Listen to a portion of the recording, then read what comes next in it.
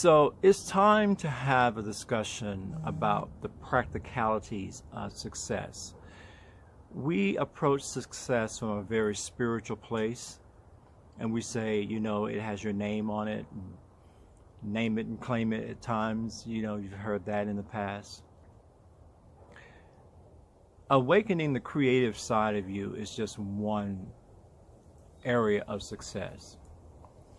Having a viable product that someone wants to see or hear or experience is not the whole battle. Some think just because they're talented, because they have a unique pulse on the world and the ills of the world, that alone is enough. And somehow divine nature should reach down, find you, pluck you out of obscurity, and put you out there for all the world to behold. You don't know it right now, but the universe is being very kind to you by not plucking you out of obscurity and placing you on an international stage. There's so many pieces to being successful that most never ever consider.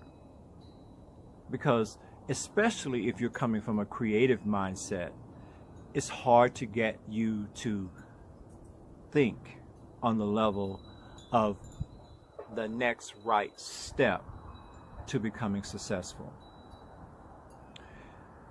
I do not introduce people to my professional contacts as a rule.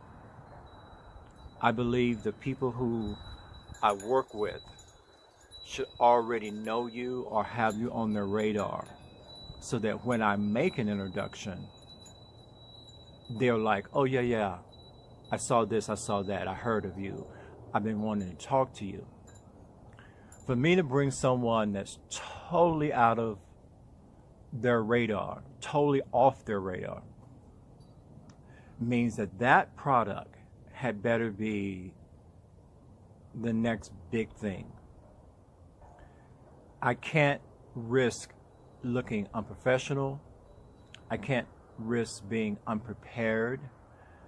I absolutely cannot risk being ineffectual by making introductions prematurely.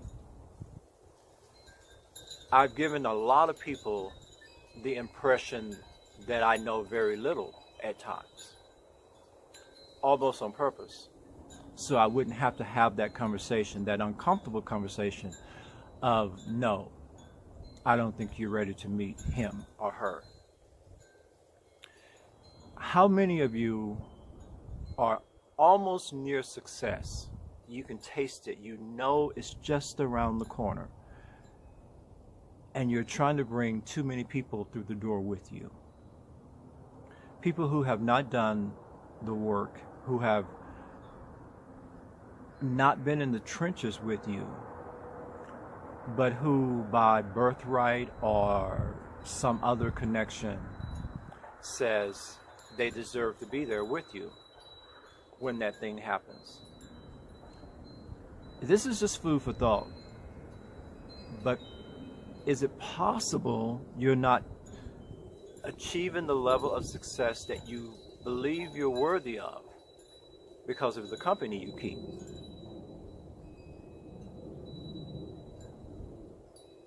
Yeah, I paused there because I want you to really start thinking about the 10 people that inform you the most.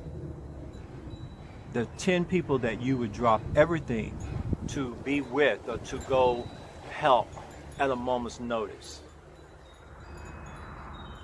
Could those very same 10 people be keeping you from the success you deserve?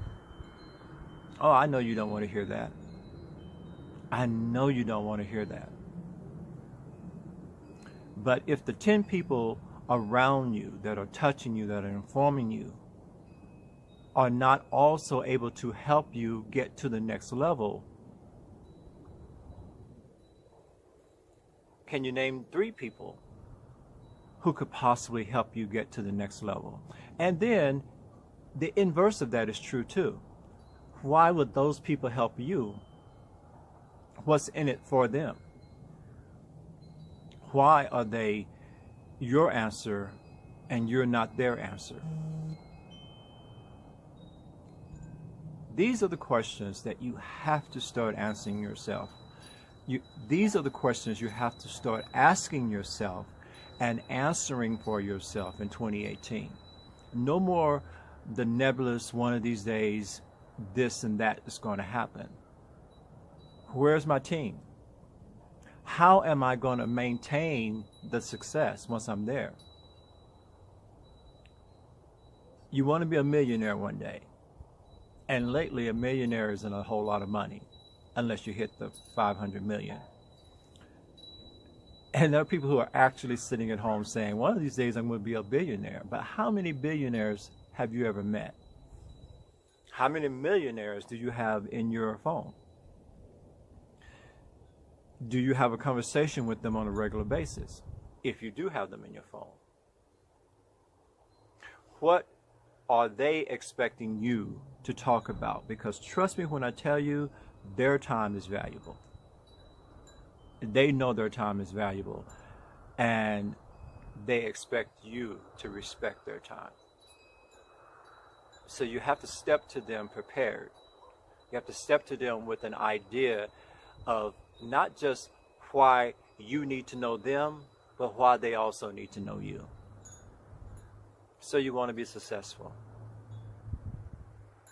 What does that look like for you? Is it having your bills paid on time? Is it only talking about bill payment 1 month in a year and the other 11 months you're creating? Maybe you want to be successful enough that your bills are paid 5 years at a time, so you never have to think about, well, what's going to happen now?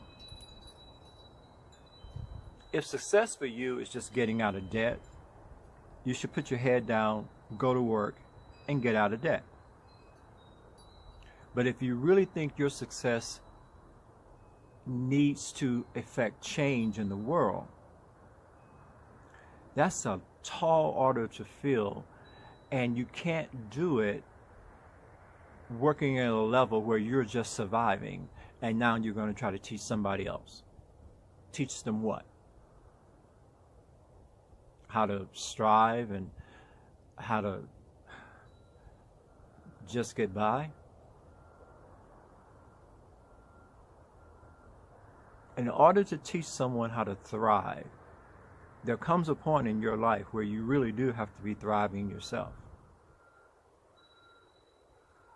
All I know is that the closer I get to seeing a lot of my dreams realized, the fewer people I can really share that with. And that's through no fault of theirs.